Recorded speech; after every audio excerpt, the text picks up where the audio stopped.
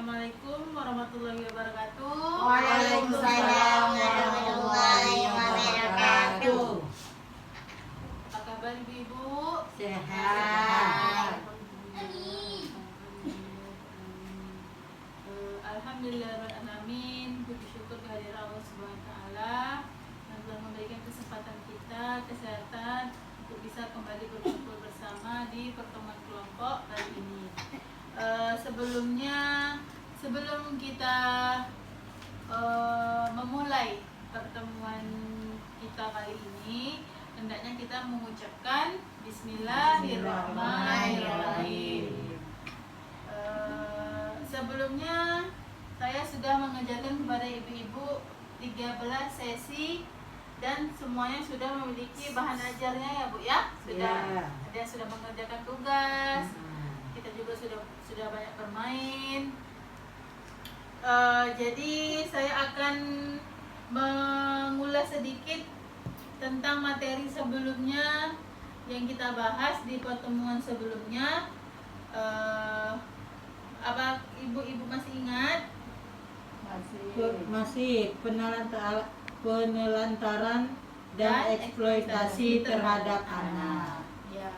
Jadi pertemuan bulan lalu kita membahas tentang penelantaran dan eksploitasi terhadap anak. Jadi pertemuan kali ini kita membahas tentang pelayanan terhadap penyandang disabilitas yang ada hubungannya dengan penelantaran pada pertemuan bulan lalu. Jadi bulan lalu kan ada kita bahas tentang anak bayi yang disuruh mengemis. Jadi di sini kita juga, ibu-ibu juga pasti pernah lihat, kadang ada yang penyandang disabilitas atau cacat itu disuruh mengemis. Itu termasuk dalam eksploitasi. Seharusnya penyandang disabilitas itu harus dilindungi. Ya. Jadi di sini kita akan bahas dulu pengertian dari penyandang disabilitas. Sebelumnya saya akan bertanya, apakah ibu-ibu mengetahui apa itu penyandang disabilitas? Orang cacat. Ya betul, orang-orang cacat. Jadi di sini sebelum saya di sini, penyandang disabilitas itu sama dengan anak istimewa. Kalau biasa di tempat kita itu biasanya disebut sindrom Down, yang mukanya sama, anak autis, itu disabilitas, penyandang disabilitas. Sebelum kita lanjut ke pengertian disabilitas, kita akan melakukan permainan, yaitu memegang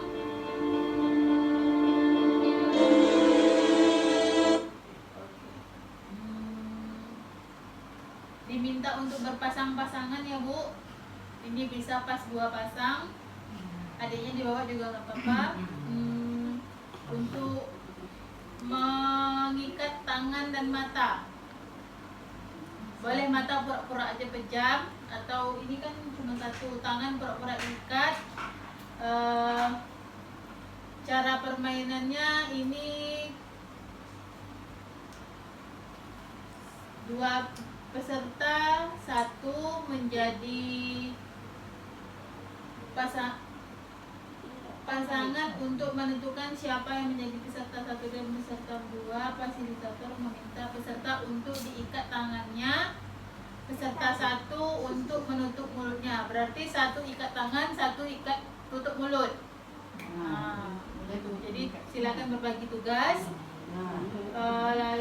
Jadi saya akan menyampaikan kalimat yang sudah diberikan kepada peserta 2 tanpa mengucapkan atau menuliskan kalimat tersebut. Oh gitu, berarti memperagakan. Yang tutup mulut memperagakan dengan yang ikat tangan. Kasih isyarat. Kasih isyarat gitu. Entah itu minta makan, atau menulis, atau mandi. Jadi Yang peserta kedua tadi kan yang diikat tangannya itu menulis di sebuah kertas. Icak-icaknya nih Bu, yang tutup mulut itu yang bisu, yang diikat tangan itu yang tangannya cacat. Nah, yang tangannya cacat. Kertasnya bisa dibagi dua juga. Bisa dibagi dua.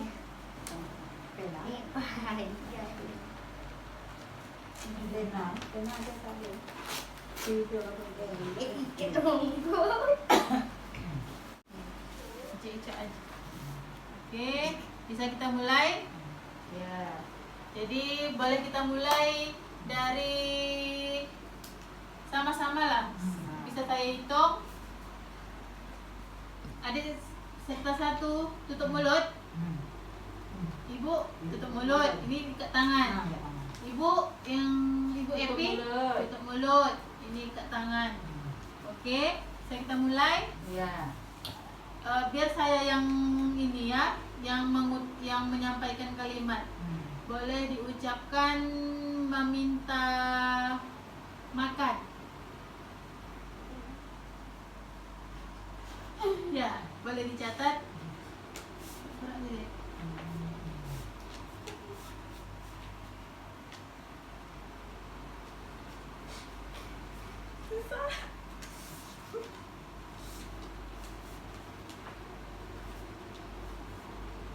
Oke, sudah. Semuanya selesai, berhasil bisa menulis. Bisa. Untuk peserta pertama yang menutup mulut, apa yang dirasakan saat menyampaikan pesan atau menyampaikan apa yang ingin kita sampaikan ke orang lain? Sangat sulit. Sangat sulit. Yang peserta kedua, apakah sulit menerima pesan dari ibu peserta pertama? Sulit. Sangat sulit ya. Oke, jadi di sini sudah. Ya, balik lagi ke saya ya. Oke, jadi di sini terima kasih atas partisipasinya kita dalam bermain tadi. Jadi saya simpulkan bahwa permainan kita tadi itu termasuk dalam penyandang disabilitas.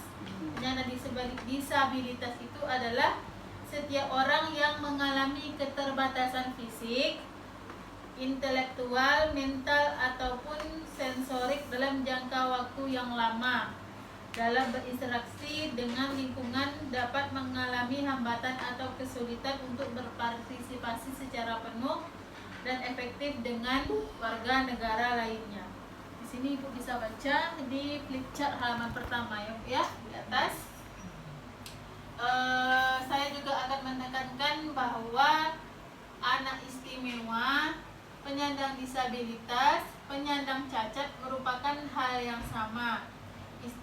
Istilah yang digunakan selama proses pembelajaran biasa kita sebut dengan penyandang disabilitas saja ya Bu. Kalau cacat itu agak kurang enak didengar. Kita lanjut ke hak-hak penyandang disabilitas. Di sini untuk hak penyandang disabilitas kita ada permainan, perbedaan dan persamaan. Yang di sini yang dibutuhkan hanya pulpen dan kertas. Jadi Ibu satu orang masing-masing memegang kertas dan pulpen. Lalu saya akan menanyakan, sebutkan makanan kesukaan ibu-ibu dan tulis di kertas masing-masing.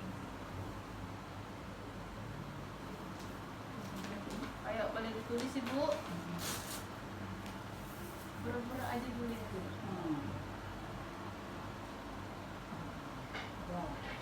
Banyak sih.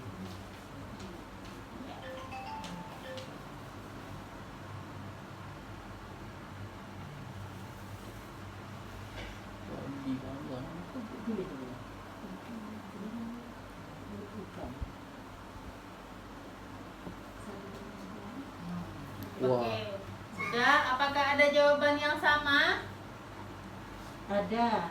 Ada jawaban yang untuk jawaban yang sama boleh bergabung, yang tidak ada yang sama boleh memisahkan diri. Ya, boleh. Apa yang sama? Nasi dan ikan. Nah, Tidak tahu. Maksudnya sama-sama nasi dengan ikan. ada yang sama, berapa orang yang sama? Berdua, Bu. Berdua, oke. Boleh. Boleh kita tepuk tangan dulu, Bu.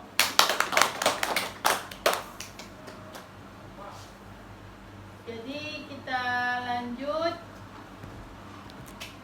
hak-hak penyandang disabilitas tadi ya, Bu ya. Ya. Apakah di sekitar Ibu, di sekitar rumah maupun di sekitar Ibu ada terdapat penyandang disabilitas? Ada. Ada. Bagaimana kondisi mereka? Sulit bergaul. Sulit bergaul. Bagaimana perlakuan keluarga terhadap mereka? Baik sekali. Baik sekali. Kalau perlakuan masyarakat, Ibu, Menerima. sama dengan keluarga ya. Iya. Jadi di sini saya tegaskan bahwa penyandang disabilitas juga memiliki hak yang sama dengan warga lainnya, dan kita semua mempunyai kewajiban agar hak-hak penyandang disabilitas terpenuhi. Jadi penyandang disabilitas ini harus diberlakukan sama seperti yang lainnya ya, Bu. Iya. Tidak boleh didiskriminasi. Biasanya kalau di tempat-tempat ya agak-agak di daerah lain itu biasanya dipasung. Iya. Nah, dipasung, dikurung di dalam rumah, dan juga tidak boleh dikucilkan. Kita lanjut ke langkah berikutnya, yaitu ragam dan tingkat disabilitas. Di flip chart yang ketiga, Kalau aku baterai nak habis. Cepat sikit baterai nak habis. 10%. di sini flip chart yang ketiga, jenis disabilitas ada disabilitas fisik, netra, mental, tunarungu dan disabilitas rungu dan bicara, lalu disabilitas intelektual yang saya sebut tadi, di Down syndrome. Down syndrome. Pengertian disabilitas penyandang disabilitas berat. Penyandang disabilitas berat adalah yang kedisabilitasannya sudah tidak dapat direhabilitasi, tidak dapat melakukan aktivitas kehidupannya sehari-hari, atau sepanjang hidupnya hanya tergantung dengan orang lain, tidak mampu menghidupi diri sendiri. Misalnya mandi dimandikan dengan orang lain, dibantu dengan orang lain, makan diberikan, disuap oleh orang lain atau keluarga, hanya bisa terbaring di tempat tidur dengan waktu yang lama. Beda dengan stroke ya, Bu. Kalau stroke itu dalam jangka waktu sebentar karena penyakit. Kalau ini penyandang disabilitas berat ini memang dari lahir, bawaan dari lahir, cacat dari lahir. Lalu kita lanjut ke pelayanan bagi penyandang disabilitas berat di dalam keluarga. Dalam flipchart 5 ini adalah pelayanan terhadap penyandang disabilitas berat di keluarga. Ada beberapa item, yaitu salah satunya memberikan makan 4 sehat 5 sempurna, lalu membersihkan diri, mandi dan sikat gigi, memandikannya sehari 2 kali. Yang lainnya mengganti alas tidur, mengganti pakaiannya sehari 2 kali, memberikan kasih sayang dan perhatian, dan lain-lainnya. Bisa dibaca ya, Bu ya? Iya. Bisa dibaca. Lalu kita lanjut ke pelayanan bagi penyandang disabilitas berat di masyarakat. Sebelumnya kita baca dulu flipchart. Flipchart yang ke-7, pelayanan disabilitas berat di masyarakat. Memudahkan penyandang disabilitas dalam pembuatan akte kelahiran, KTP, BPJS Kesehatan. memberikan informasi terkait dengan akte kelahiran maupun KTP dari pihak RT RW kelurahan, dan memberikan kemudahan penyandang disabilitas berat untuk menggunakan sarana dan prasarana umum di masyarakat. Itu tadi yang saya pesan, kalau penyandang disabilitas itu tidak boleh dikucilkan. Iya.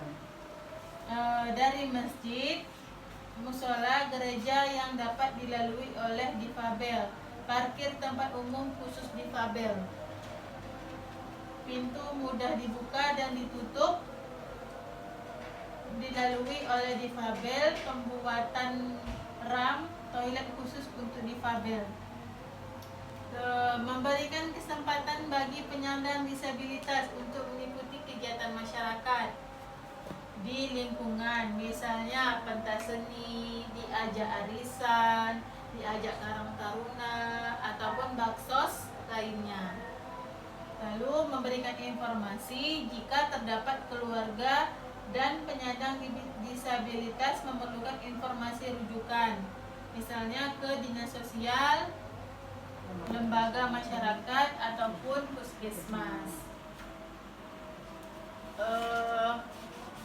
Untuk dari semua flip chart ini, ada pertanyaan atau ada yang belum dimengerti, Bu? Udah ngerti. Sudah mengerti ya? Ya. Oke. Jadi di sini boleh saya jelaskan sedikit bahwa hal yang paling sederhana yang bisa dilakukan siapa saja adalah berhenti mengejek penyandang disabilitas. Tidak boleh menelantarkan dan diskriminasi terhadap penyandang disabilitas. Di sini akan saya putarkan film sedikit tentang sukses disabilitas, jangan kucilkan mereka.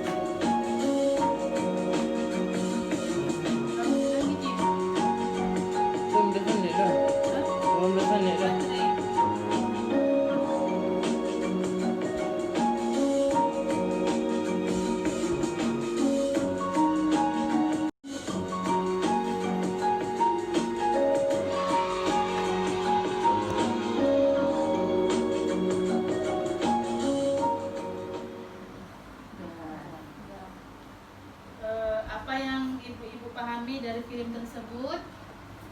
Jangan jelaskan. Jangan mengkucilkan anak yang disabilitas.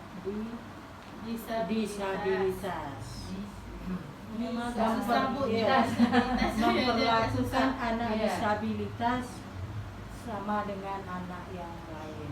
Ya, betul. Satu lagi filmnya.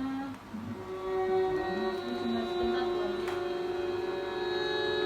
Inilah Rio Satrio, bocah berusia 11 tahun, anak pasangan Wawan dan Dede, warga Penawangan, Kabupaten Ciamis. Meski harus hidup dengan kondisi tubuh tidak normal, namun tidak lantas membuat Rio putus asa, apalagi harus menyerah pada keadaan. Rio Satrio terlahir tanpa memiliki kedua tangan dan kaki, namun keterbatasan fisik tidak menjadi penghalang bagi anak bungsu ini untuk tetap menimba ilmu. Bahkan saking rajinnya, Rio kerap memaksa diantarakan berangkat ke sekolah, meski pada hari libur. Buah dari semangatnya menimba ilmu menjadi Rio sebagai siswa berprestasi di kelasnya.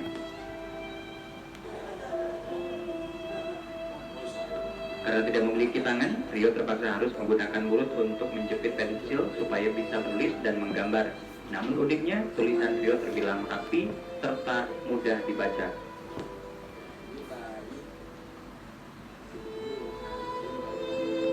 Seperti halnya bocah antara lain, Rio Satrio yang tidak suka memakai baju ini memiliki kegemaran yakni bermain games. Hanya dengan mengandalkan dagu, Rio ternyata jago bermain PlayStation. Di mata kedua orang tuanya, Rio Satrio adalah anugerah, sekaligus titipan dari Sang Pencipta. Meski berkebutuhan khusus, namun Wawan dan Dedeh tidak pernah merasa lelah, mencurahkan kasih sayangnya untuk merawat Rio supaya tumbuh dewasa.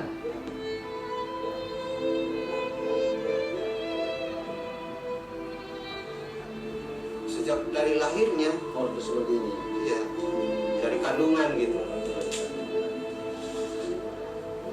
Tapi anaknya yang muda ya. Enggak, ini mah pengersa Tuhan lah, gitu. Aktif, maunya sekolah terus tiap hari, nggak ada minggu kalau maunya gitu. Jadi kalau hari Minggu sukanya marah-marah. Semangat Rio Satrio untuk menimba ilmu semoga dapat menginspirasi para generasi muda agar tidak menyia-nyiakan kesempatan, karena sejatinya jiwa serta raga manusia hanyalah titipan dari Sang Pencipta Allah Subhanahu wa Ta'ala. Dari Kabupaten Ciamis, Rudiat, Sadar TV melaporkan. Oke, dari kesimpulan dari film yang kita tonton tadi, itu yang pertama adalah orang tuanya selalu bersyukur dan tidak minder mempunyai seorang anak yang istimewa atau penyandang disabilitas. Yang kedua, yang kedua yaitu motivasi yang tinggi, keinginan yang tinggi untuk bersekolah dan berprestasi. Yang ketiga, tidak malu untuk ke sekolah, bahkan hari Minggu pun ingin ke sekolah.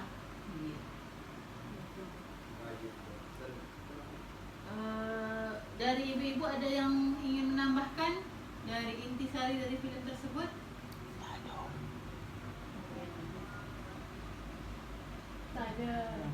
Tidak ada, sudah saya jelaskan semua ya. Iya. Jadi terakhir pesan-pesan kunci dari